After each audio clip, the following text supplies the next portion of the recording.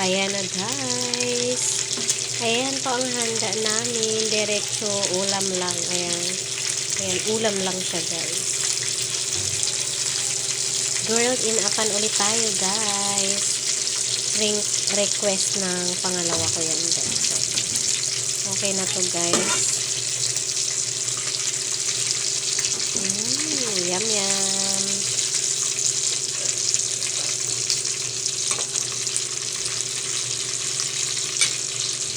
Diba?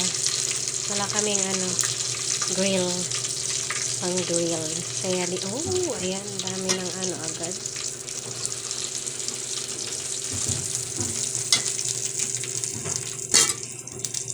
Ayan siya guys. Ito na yung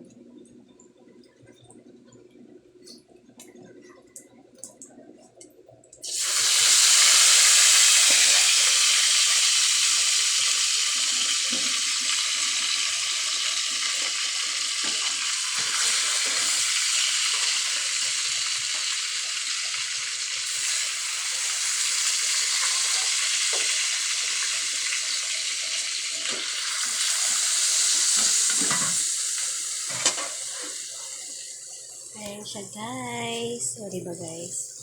Grill in a pan guys. Diyan na yung perfect natin. Ayan. Thank you for watching guys. Bye bye.